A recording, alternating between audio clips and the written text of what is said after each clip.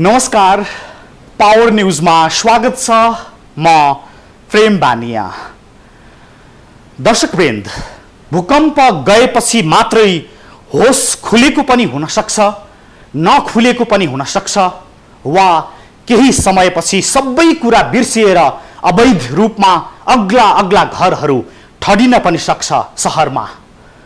तर एउटा दृष्टान्त यस्तो फेला पारेका छौं हामीले कि काठमाडौँ शोभा भगवती पुल नजिकै 2050 सालमा बनाइएको एउटा घर भत्किँदा 28 जनाको मृत्यु भयो र यससँगै त्यस घरभित्रका अनेकन कथाहरू बाहिर आयो। डल्लुका सुगतानन्द साक्यको 5.5 तलाको घरका प्रत्येक फ्ल्याटमा 8 वटा कोठा थियो र घर सबै कोठा भाडामा लगाउनका लागि बनाइएको थियो। जब भूकम्प आयो र यस्तो घटना भयो, त्यसपछि हामीले एक दृष्टान्त स्वरूप त्यस घरको तथ्य खोज्न लामो समय बितायौं। आखिरमा तथ्य यस्तो पायौं कि जुन घरको नक्सा पासै भएको थिएन, घर बनाउन प्रतिबन्धित क्षेत्रमा विष्णुमती करिडोर भित्र घर बनाइएको थियो र सरकारी जग्गा समेत मिचिएको थियो। तर पनि 20 वर्षदेखि मालिकले घरको भाडा खाइरहेका थिए। आनन्दले कानून मिचिएकै थियो, मापदण्ड मिचिएकै थियो। जब घर भत्कियो, 28 जनाको मृत्यु भयो, त्यसपछि एउटा दृष्टान्त घरको कथा बाहिर आयो जो हामी आज सार्वजनिक गर्दैछौं। यो शोभा भगवती पुल नजिकै भत्किएको एक घरको भग्नावशेष दृश्य हो। वैशाख 12 गते आएको विनाशकारी भूकम्पको पहिलो धक्कामै भत्किएर 28 जना मानिसको ज्यान लिएको यो ज्यानमारा घर अहिले भग्नावशेषमा परिणत भएको छ। यही घरमा 28 जनाको आत्मा रोइरहेको छ। डल्लुका सुगतानन्द साक्यले 2050 सालमा यो घर बनाएका थिए। 5.5 तले यो घरका प्रत्येक फ्ल्याटमा 8 वटा कोठा थिए र ती सबै कोठा भाडामा लगाइएको थियो। घरको पहिलो तल्लामा फेन्सी, हार्डवेयर लगायतका पसल थिए भने दोस्रो तल्लामा एउटा जिम हल थियो। डेरामा बस्नैका लागि 28 वटा भाडामा लगाइएको थियो। तर वैशाख 12 गते आएको विनाशकारी भूकम्पको पहिलो धक्कामै यो घर यसरी धुमिल भयो र 28 जनाले यही घरमा पुरिएर ज्यान गुमाए। यो विजेश्वरी पुल नजिकको समन्त साक्यको भत्किएको घरको भग्नावशेषमा छौं हामी र हामी देख्न सक्छौं यहाँ यो खोला छ। खोलाको किनारमा एउटा करिडोर पनि खोलिएको छ। तर यो करिडोरको बीचमा एउटा भव्य भवन थियो। 5.5 तलाको घर थियो जुन वैशाख 12 गते आएको भूकम्पले ध्वस्त बनाएको छ र यसरी भग्नावशेषमा परिणत भएको छ। यही घरमा परेर भूकम्पमा परि यो घरबाट 28 जना मानिसहरूको मृत्यु भएको छ। जबकि घर धनीहरू एउटा परको सानो घरमा बस्थे जुन घर बलियो थियो र यो घर भाडा दिनको लागि मात्र बनाइएको यो घरमा 28 जनाले ज्यान गुमाएका छन्। विष्णुमती खोलाको किनारमा निर्माण गरिएको यो घरको नक्सा पास समेत गरिएको थिएन, किनभने यो घर विष्णुमती कोरिडोर भित्र परेको थियो। यहाँ घर बनाउन प्रतिबन्ध थियो। शोभा भगवती पुल छेउ सुगतानन्द साक्यको नाउँमा 2 रोपनी 13 आना जग्गा थियो। त्यसमध्ये आफू बस्नका लागि उनले एउटा सानो छुट्टै घर निर्माण गरेर परिवारसँग बसिरहेका थिए। त्यो बाहेक एउटा अर्को घर अहिले पनि भाडामै दिएका छन् र भत्किएको घर पनि उनले भाडा खाने उद्देश्यका साथ सरकारी जग्गा मिचेर बनाएका थिए। भत्किएको घरसँगै सरकारी जग्गा अतिक्रमण गरेर सुगतानन्दले अरु 4 वटा जस्ताका टहरा समेत निर्माण गरेका थिए र ती सबै भाडामा दिएका थिए। पछि जग्गाको कर लगायतका विषयमा समस्या परेपछि 2061 सालमा उनले ती जग्गा मध्ये किता काट गरेर केही श्रीमती रेणुका देवी साक्य र केही छोरा समन्त साक्य र केही आफ्नै नाममा राखे र जुन घर भत्कियो त्यसको रेखदेख सुगतानन्दका छोरा समन्तले गर्दै आएका थिए। वैशाख 12 गते गएको भूकम्पले घर भत्किएपछि यही घरमा 28 जनाले ज्यान गुमाएपछि यो घरका विषयमा रहस्यहरू सार्वजनिक भएका हुन्। काठमाडौँ महानगरपालिकाको कार्यालयमा यस घरको नक्सा छैन। 5.5 तले उक्त भवन नक्सा बिना नै ठड्याइएको रहेछ, जसले 28 जनाको ज्यान लिएको छ। विजेश्वरीको वैशाख 12 गते भत्किएको जुन घर छ त्यसको चाहिँ हालसम्मको यो वडा कार्यालयमा महानगरपालिकाबाट र वडा कार्यालयमा उहाँले कर तिरेको रेकर्ड हेर्दाखेरि नक्सा पास गरिएको प्रमाण भेटिएको छैन। यस घरका घर धनी स्वयं स्वीकार गर्छन् कि यस घरको नक्सा पास गरिएको थिएन, तर नक्सा पास नगरिकनै 20औं वर्षसम्म यसरी उनीहरूले भाडा खाइरहेका थिए। त्यति मात्र होइन, उनीहरूले विष्णुमती कोरिडोर भित्र परेको जग्गामा घर मात्रै बनाएका थिएनन्, सरकारी स्वामित्वमा रहेको जग्गा समेत मिचेका थिए। तर पनि महानगरपालिकाले कर भने लिइरहेको थियो र उनीहरू यही कर तिरेको कागज देखाएर जबरजस्त यसबाट भाडा लिइरहेका थिए। त्यसको नक्सा चाहिँ पास भएको छैन जस्तो लाग्छ मलाई त्यो बेलाको। किन नक्सा पास? त्यो मलाई थाहा छैन त्यो बेलाको कुरा है। त्यो 20-21 वर्ष त्यो बेला मैले बनाएको नि त्यो होइन, म त्यो बेला सानो थियो। एक्ज्याक्ट कस्तो भएको थियो त्यो बेला कसरी बनाएको थियो मलाई थाहा छैन। त्यो नक्सा पास भन्दाखेरि मैले बुझेको चाहिँ ट्याक्स तिरेको छ त्यसको होइन, जुन हाम्रो के भन्छ वडा कार्यालयमा जुन प्रोपर्टी ट्याक्स दिँदाखेरि घरको कर तिरेर आइरहेको थाहा छ मलाई। त्योभन्दा पहिलाको त्यो बनाउने जालीको कसरी बनाएको के हो त्यो मलाई एक्ज्याक्ट थाहा छैन। हाल महानगरपालिका भित्र घर बनाउँदा अनिवार्य रूपमा नक्सा पास गरेर मात्रै घर बनाउन पाइन्छ। महानगरपालिकाले सामान्यतया 2.5 तलाको घर मात्रै स्वीकृति दिने गरेको छ, तर बिना स्वीकृति सरकारी जग्गा मिचेर घर बनाउँदा पनि महानगरपालिका भने मूक दर्शक बनेर हेरिरहेको तथ्य यसबाट देखिन्छ र अहिले यस्तो पीडा बिहोर्नु परेको छ। साक्य परिवारले बिना स्वीकृति 5.5 तलाको घर मात्र बनाएनन्, घरमा प्रयोग गरिएको निर्माण सामग्री समेत अत्यन्तै कमजोर प्रयोग गरेका थिए।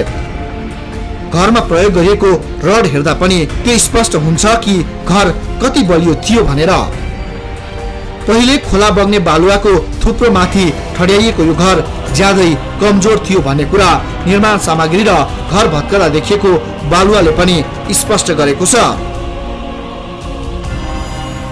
घर किन र कसरी ठडियो भन्ने विषयमा जानकारी माग्दा काठमाडौँ महानगरपालिका वडा नम्बर 15 का प्रशासकीय प्रमुख अनभिज्ञता प्रकट गर्छन्। उनी भन्छन् घर कसरी बन्यो थाहा भएन, तर भत्काउन खोज्दा पनि सकिएन। पास नगरिकन बनाउनु सरासर गलत कार्य हो र यस्तो गरिरहने व्यक्तिलाई दण्डित बनाएर जुन किसिमको निर्माण रोक्का गर्नुपर्ने थियो त्यो सवालमा चाहिँ अब जिम्मेवार निकायको हिसाबले महानगरपालिकाको कमजोरी बना देखिन्छ। तत्कालीन अवस्थामा स्थानीय राजनीतिक दलको संरक्षणमा सुगता नन्दले उक्त घर बनाएका थिए। पछि महानगरपालिकाले धेरै पटक भत्काउन खोजे पनि स्थानीय राजनीतिक दलका गुण्डा लगाएपछि महानगरपालिकाका कर्मचारी घर भत्काउन नसकी फर्कन बाध्य भएका थिए। हामीले अनुगमन गर्नुपर्छ भनेर एउटा अनुगमन समिति पनि बनाएको थियौँ।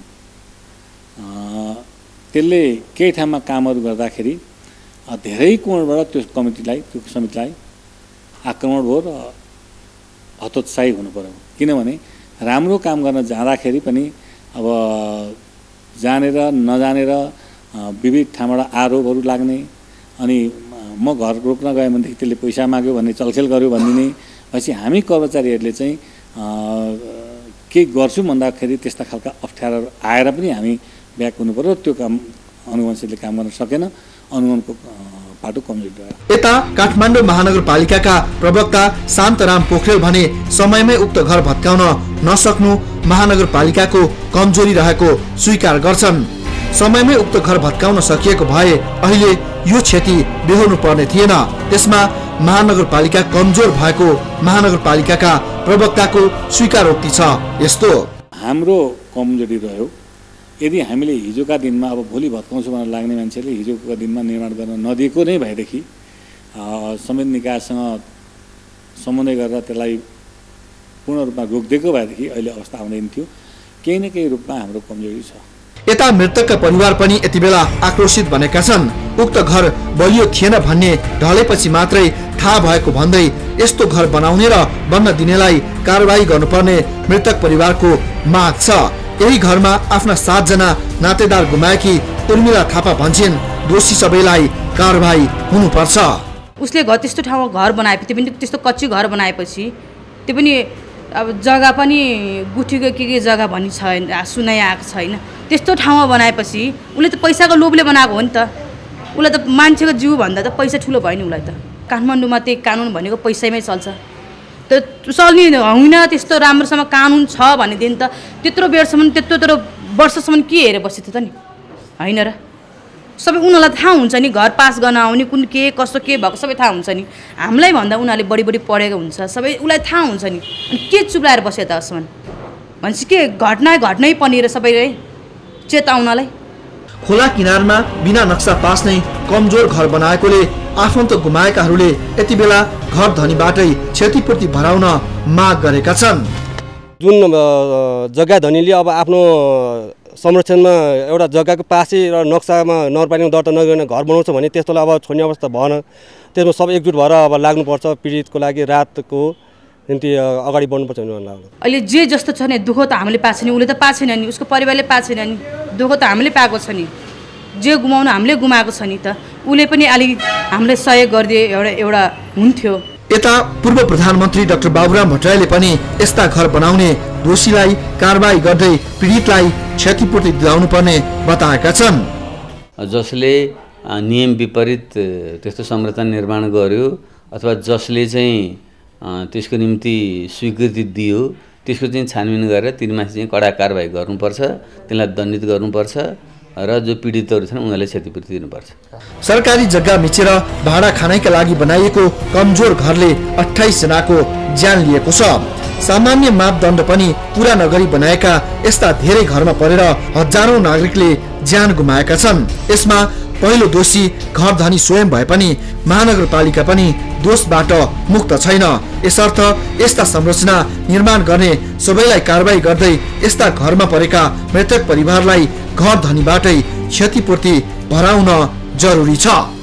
र यति बेला काठमाडौँ महानगरपालिकाको तथ्याङ्कमा यो घरको नक्साङ्कन छैन, यो घर नक्सा पास गरेर बनाइएको थिएन र सरकारी जग्गा जमिन मिचेर बनाइएको समेत आरोप लागेको छ। 2.5 रोपनी 13 आना जग्गा भएका यी घरहरूमा केही टहराहरू, केही 2टा ठुला भवन र अर्को एउटा भत्किएको भवन थियो र यो भवन यसरी भग्नावस्थामा परिणत भइसकेको छ। जबकि 20 वर्षदेखि भाडा उठाएर खाइएको छ, सरकारी जमिनमाथि घर बनाइएको छ र सानो एउटा संरचना बनाएको थियो जुन त्यति बलियो पनि थिएन, त्यो संरचना यसरी ध्वस्त भएको छ। जबकि कुनै व्यक्तिले सरकारी जग्गामाथि नक्सा पास बिनै घर बनाएर 20 वर्ष भाडा उठाएर खान्छन् भने अब जो क्षति भएको छ त्यो क्षतिपूर्ति मृतकका परिवारलाई घर दण्ड दिनुपर्छ कि पर्दैन, मृतकका परिवारहरूले क्षतिपूर्तिको माग गरिरहेका छन्। सुगतानन्द शाक्यको घर एउटा दृष्टान्त हो। शहरमा यस्ता घरहरू धेरै थिए, कतिपय ढले अस्तिको भूकम्पबाट, कतिपय ढाल्न बाँकी छ र यस्ता घरहरूकै कारण नेपालमा यसपटक धेरै मानिसको मृत्यु भएको हो, भूकम्पका कारण भन्दा पनि बढी। यो दाबी गर्न सकिने आधार छ, तर पनि कानुन कार्यान्वयन गराउने निकायले केही नगरेको पुष्टि यसै घटनाबाट हुन्छ। हामी यसबारेको सन्दर्भ सहित आउँछौँ, तर एकैछिनको विश्रामपछि।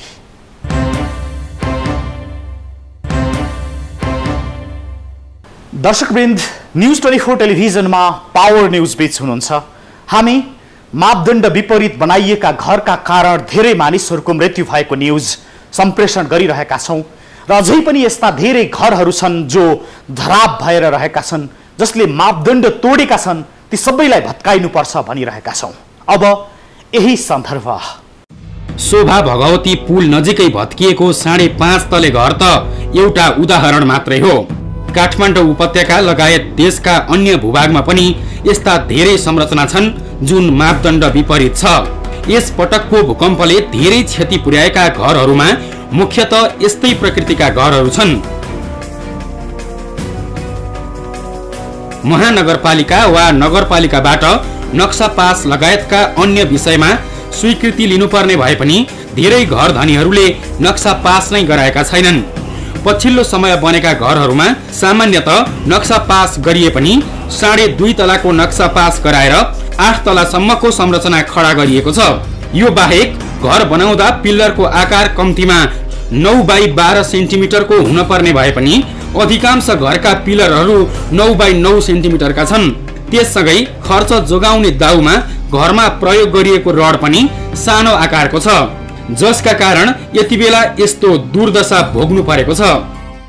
एउटा सबभन्दा पहिला पुराना घरहरू जुन लामो समयदेखि मर्मत नगरिएका घरहरू छन्, ती अत्याधिक मात्रामा भत्किएका छन्। दोस्रो चाहिँ के छ भने जुन चाहिँ इन्जिनियरिङ डिजाइन बिना बनेका घरहरू छन् अथवा डिजाइन बिना बने पनि जुन यथेष्ट मात्रामा चाहिँ सुपरभिजन नभएका घरहरू छन् ती भत्किएका छन् अथवा निर्माण गरेर पनि हेलचक्राइपूर्ण तरिकाले बनाएका घरहरू छन् र सबभन्दा बढी हेर्नुभयो भने चाहिँ अग्ला घरहरू जुन सानो बेसमा अथवा सानो पिलरहरूमा बसेका ती घरहरू भत्किएका छन् र पिलरलाई राम्रोसँग ध्यान नदिई बनेका घरहरू जुन पिलर सबभन्दा घरको चाहिँ एउटा जुन सबैभन्दा मुटुन भन्नु त्यसलाई चाहिँ पिलर हो त्यो पिलर चाहिँ सानो त छैन त्यसलाई फेरि के छ नि त्यसमा स्टिरअप हामी टाइप त्यो चाहिँ टाई गर्ने कुरा स्टिरअपहरू चाहिँ राम्रोसँग लगाएका त्यस्ता घरहरू चाहिँ अत्याधिक मात्रामा भत्किएको हामी पाएका छौँ र सबभन्दा के छ भने हामीले चाहिँ जति आवश्यकताभन्दा बढी कम सल निर्माण सामग्रीहरू प्रयोग गरेका जस्तै म यहाँ बस्दिनँ भाडामा दिने हो भनेर बनाएका घरहरू अथवा चाहिँ सरकारी घरको भवनहरू जुन चाहिँ जसमा चाहिँ सुपरभिजन यथेष्ट मात्रामा सुपरभिजन राम्रोसँग गरिएका घरहरू ती घरहरू चाहिँ बढीभन्दा बढी भत्किएको थियो। थोरै तलाको नक्सा पास गराएर घर भाडा खाने लोभले धेरै तला थप्ने घरहरू काठमाडौँमा धेरै छन्। अधिकांश घरहरूले नक्सा पास भन्दा बढी तलाको घर बनाएका छन्।